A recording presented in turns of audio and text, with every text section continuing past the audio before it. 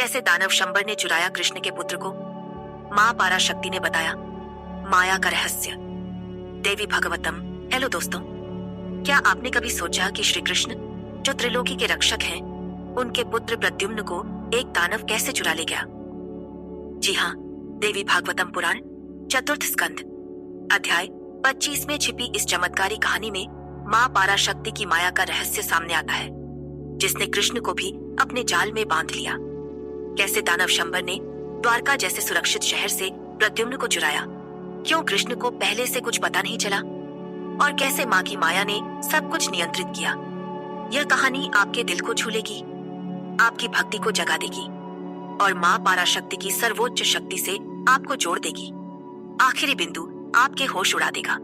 इसलिए वीडियो को अंत तक देखें, वरना आप इस कहानी का सबसे बड़ा फायदा चूक जाएंगे। परिचय।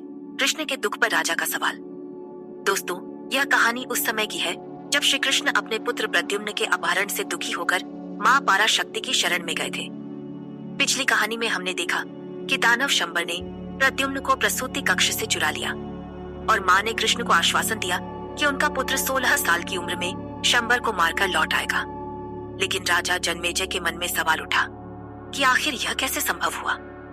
कृष्ण जो नारायण के अंश अवतार हैं, उनके पुत्र को कोई दानव कैसे चुरा सकता है? क्या माँ की माया इतनी शक्तिशाली है कि कृष्ण भी उससे नहीं बच सके? चलो इस डिवाइन रहस्य को जानते हैं। राजा जन्मेजय का संदेह। राजा जन्मेजय ने महर्षि व्यास से कहा, हे मुनिश्रेष्ठ, श्री कृष्ण के दुख की बात सुनकर मेरे मन में संदेह हो रहा है। वे बोले, वासुदेव तो नारायण के अंश अवतार हैं, फिर दानव शंबर उनके पुत्र को प्रसूति कक्ष से कैसे चुरा ले गया? जन्मेजय ने पूछा, द्वारका शहर तो बहुत सुरक्षित है, उसका किला बीच में है और प्रसूति कक्ष तो उसके केंद्र में, फिर भी शंबर ने बच्चे को कैसे चुराया? उन्होंने कहा, यह बहुत अजीब है कि वासुदेव को पहले से कुछ पता नहीं चला। कृपया बताइए कि जब श्री कृष्ण द्वारका में थे तब यह अपहरण कैसे हुआ और वे इसे क्यों नहीं रोक पाए? क्या माँ की माया ने कृष्ण को भी भ्रम में डाल दिया? इस कहानी का रहस्य आपके विश्वास को और मजबूत करेगा। महर्षि व्यास का जवाब, माँ की माया। महर्षि व्यास ने कहा, हे राजन, यह सब माँ पाराशक्ति की शांभवी माया का खेल है। वे बोले, यह माया सभी मनुष्यों के मन को मोहित और भ्रमित करती है। इस त्रिलोकी में ऐसा कौन है जो इस माया से बचा हो? व्यास ने बताया, जैसे ही जीव मानव शरीर में जन्म लेता है, वह मानव गुणों भूख, प्यास, नींद, भय, आलस्य, मोह, दुख, संदेह, सुख, अहंकार, बुढ़ापा, रोग, मृत्यु, अज्ञान, ज्ञान, नाराजगी, ईर्ष्या, घमंड और थकान से घिर जाता है। व्यास ने कहा, इन मानव गुणों के कारण जीव में देवता या असुर के गुण स्पष्ट नहीं रहते। क्या माँ की माया इतनी शक्तिशाली है कि कोई नहीं बच सकता? आगे की कहानी आपके दिल को छू लेगी। राम अवतार में माया का प्रभाव। महर्षि व्यास ने उदाहरण दिया, देखो रामचंद्र के साथ भी ऐसा ही हुआ। वे बोले, राक्षस मारीच ने माया से स्वर्ण मृग का रूप लिया और राम के सामने आया। राम को इसका भेद नहीं पता था। व्यास ने कहा, सीता का अपहरण, जटायु की मृत्यु, अयोध्या में राज्याभिषेक के दिन राम का वनवास और उनके पिता दशरथ की मृत्यु, इनमें से कुछ भी राम को पहले से नहीं पता था। उन्होंने बताया, जब रावण ने सीता को चुराया तो राम को न पहले पता था न बाद में। वे एक अज्ञानी की तरह जंगल जंगल भटकते रहे। राम ने बाली को मारा, बंदरों की मदद से समुद्र पर पुल बनाया और लंका गए। वे नागपाश में बंध गए और गरुड़ ने उन्हें मुक्त किया। फिर उन्होंने कुंभकर्ण, निकुंभ, मेघनाद और रावण को मारा। क्या यह सब माँ की माया का खेल था? राम और सीता का दुख। व्यास ने कहा, रामचंद्र को सीता की पवित्रता पर संदेह हुआ। उन्होंने सीता से शपथ ली और अग्नि परीक्षा करवाई। उन्होंने बताया, केवल एक अज्ञानी व्यक्ति के कहने पर राम ने अपनी निर्दोष सीता को वनवास दे दिया ताकि लोग उनकी निंदा न करें। राम को यह भी नहीं पता था कि कुशी और लव उनके पुत्र हैं। बाद में वाल्मीकि ने बताया, तब उन्हें पता चला। जब सीता पाताल चली गई तो राम को इसका भी पता नहीं चला। व्यास ने कहा, एक बार गुस्से में राम अपने भाई लक्ष्मण को मारने को तैयार हो गए। वे बोले, खर राक्षस का वध करने वाले राम को यह भी नहीं पता था कि काल पुरुष उनके पास आ रहा है। राम ने मानव शरीर में मानव की तरह ही कार्य किए। क्या माँ की माया ने राम को भी बांध लिया था? कृष्ण और माया का बंधन। महर्षि व्यास ने कहा, इसी तरह श्री कृष्ण जो यदु वंश के हैं ने भी मानव शरीर में मानव की तरह कार्य किए। वे बोले, कंस के डर से कृष्ण गोकुल भाग गए। बाद में जरासंध के डर से वे द्वारका चले गए। कृष्ण ने सनातन धर्म के नियमों को जानते हुए भी शिशुपाल की चुनी हुई दुल्हन रुक्मिणी को चुराया, जो धर्म के खिलाफ था। व्यास ने कहा, शंबर दैत्य ने उनके नवजात पुत्र को चुराया और कृष्ण दुखी हो गए। बाद में माँ भगवती ने सच्चाई बताई, तब वे खुश हुए। इससे साफ है कि कृष्ण को भी सुख दुख सहना पड़ा, जैसे सामान्य मनुष्य को। क्या माँ की माया ने कृष्ण को भी अपने अधीन कर लिया? आखिरी बिंदु में एक ऐसा रहस्य है जो आपके जीवन को माँ की कृपा से जोड़ देगा। कृष्ण की पत्नियों का प्रभाव। व्यास ने बताया, सत्यभामा के आदेश पर कृष्ण स्वर्ग गए और पारिजात वृक्ष लाए। उन्होंने इंद्र से युद्ध किया और उसे हराकर पारिजात चुरा लिया, ताकि उनकी पत्नी का अपमान न हो। व्यास ने कहा, सत्यभामा ने कृष्ण को पेड़ से बांधकर नारद को भेंट कर दिया। बाद में स्वर्ण मुद्राएं देकर उन्हें मुक्त किया। जब जाम्बवती ने रुक्मिणी के पुत्र प्रद्युम्न और अन्य योग्य पुत्रों को देखा, तो उसने कृष्ण से सुंदर पुत्रों की इच्छा जताई। कृष्ण ने इसके लिए तपस्या करने का निश्चय किया और शिव भक्त उपमन्यु के पास गए। उन्होंने उपमन्यु को गुरु बनाया, पाशुपत मंत्र लिया, सिर मुंडवाया और दंड धारण किया। क्या कृष्ण की यह भक्ति माँ की माया का हिस्सा थी? कृष्ण की तपस्या और शिव का वरदान। कृष्ण ने कठोर तपस्या शुरू की। पहले महीने में उन्होंने केवल फल खाए और शिव मंत्र का जाप किया। दूसरे महीने में केवल पानी पिया और एक पैर पर खड़े रहे। तीसरे महीने में केवल हवा पर जीवित रहे और पैर के अंगूठे पर खड़े रहे। छठे महीने में शिव, जिनके मस्तक पर चंद्रमा है, कृष्ण की तपस्या और भक्ति से प्रसन्न हुए और उनके सामने प्रकट हुए। शिव बैल पर सवार थे और उनके साथ ब्रह्मा, विष्णु, इंद्र और अन्य देवता, यक्ष और गंधर्व थे। शिव ने कहा, हे यदुकुल के कृष्ण, मैं तुम्हारी तपस्या से प्रसन्न हूँ। जो वरदान मांगना हो मांग लो, मैं अपने भक्तों की सभी इच्छाएं पूरी करता हूँ। कृष्ण ने शिव के चरणों में प्रणाम किया और उनकी स्तुति की। कृष्ण की शिव स्तुति। कृष्ण ने कहा, हे देवों के देव, आप सभी प्राणियों के दुख और कष्ट नष्ट करते हैं। आप विश्व के कारण और सृष्टिकर्ता हैं।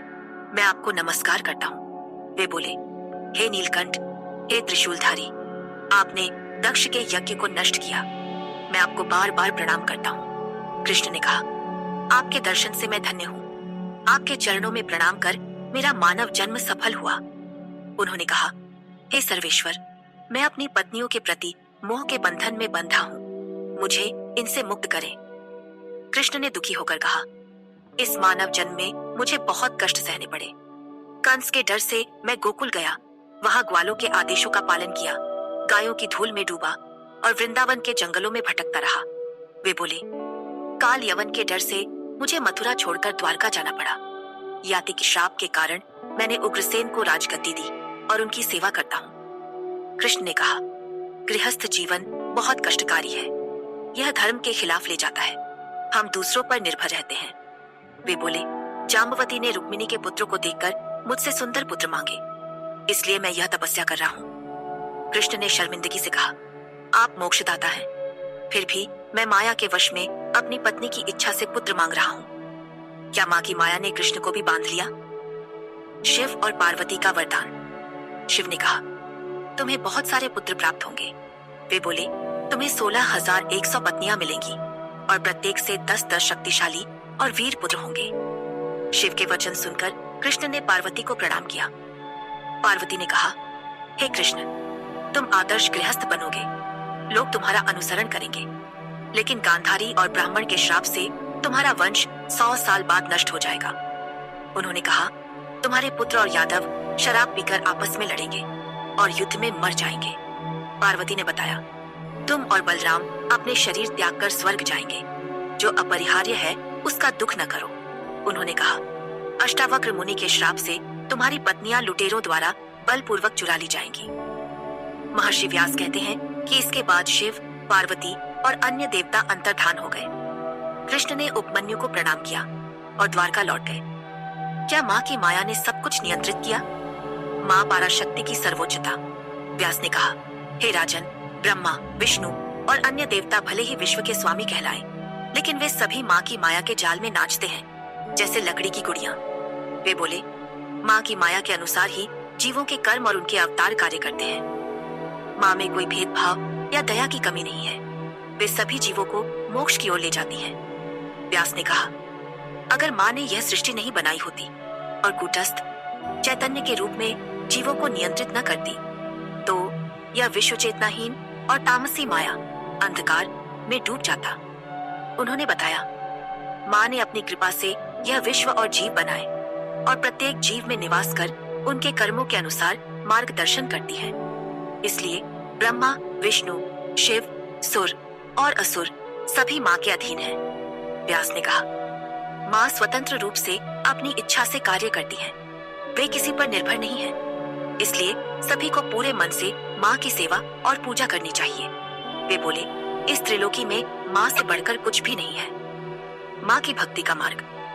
महर्षि व्यास ने कहा, हर व्यक्ति को माँ भगवती को हमेशा याद करना चाहिए। वे बोले, मैं उस परिवार में जन्म न लूं जिसका कुल देवी माँ न हो। मैं स्वयं माँ भगवती हूँ और कोई नहीं। मैं दुखों से अछूता ब्रह्म हूँ। व्यास ने बताया, सबसे पहले अपने गुरु से माँ के बारे में सुने, फिर वेदांत और अन्य शास्त्रों से माँ का स्वरूप समझे। उन्होंने कहा, रोज माँ पराशक्ति का एकाग्र चित्त से ध्यान करें, इससे जल्दी ही मोक्ष मिलेगा। व्यास ने बताया, श्वेताश्वतर जैसे ऋषियों ने माँ के ध्यान से माया के बंधनों से मुक्ति पाई। वे बोले, ब्रह्मा, विष्णु, शिव, गौरी, लक्ष्मी और अन्य देवी देवता सच्चिदानंद परब्रह्माणी माँ की पूजा करते हैं। व्यास ने कहा, हे राजन, मैंने तुम्हारे सभी सवालों का जवाब दे दिया। उन्होंने बताया, जो रोज श्रीमद् देवी भागवतम को सुनता है, जो वेद के समान है, वह सारे पापों से मुक्त होकर माँ के परम धाम में सुख और वैभव के साथ समय बिताता है। महर्षि सूत ने कहा, मैंने जो कुछ व्यास से सुना वही तुम्हें बताया। आखिरी रहस्य, माँ पराशक्ति की अनंत माया। दोस्तों, यह कहानी हमें सिखाती है कि माँ पराशक्ति की माया ही त्रिलोकी को चलाती है। दानव शंबर ने माँ की माया के प्रभाव से प्रद्युम्न को चुराया और श्री कृष्ण, जो नारायण के अवतार हैं, भी इस माया से नहीं बच सके। माँ ने सभी जीवों को कर्मों के अनुसार मार्गदर्शन दिया और मोक्ष की ओर ले गई। लेकिन अब आता है वह आखिरी रहस्य, जो आपके होश उड़ा देगा और आपके जीवन को हमेशा के लिए बदल देगा। माँ पराशक्ति की माया वह डिवाइन शक्ति है जो हर जीव को बांधती और मुक्त करती है। उनकी भक्ति से आप अपने जीवन के हर संकट को पार कर सकते हैं, हर इच्छा को पूरा कर सकते हैं और परम शांति पा सकते हैं। बस उनकी पूजा करें, उनके मंत्र ओम ह्रीं श्रीं दूं दुर्गायै नमः का जाप करें और उनके प्रति पूर्ण श्रद्धा रखें। यह रहस्य आपके जीवन में अनंत चमत्कार ला सकता है। तो दोस्तों, अगर आप भी माँ पराशक्ति की इस डिवाइन शक्ति को अपने जीवन में उतारना चाहते हैं और अपने हर दुख का समाधान पाना चाहते हैं, तो अभी सब्सक्राइब करें विक्रमादित्य YouTube चैनल को और हमें व्हाट्सएप करें 7980210280 पर, जहां आपको मुफ्त ज्योतिष भविष्यवाणी और जीवन की हर समस्या का समाधान मिलेगा। यह मौका आपके जीवन को पूरी तरह बदल सकता है, क्योंकि माँ पराशक्ति की कृपा से आपके सभी सपने सच हो सकते हैं।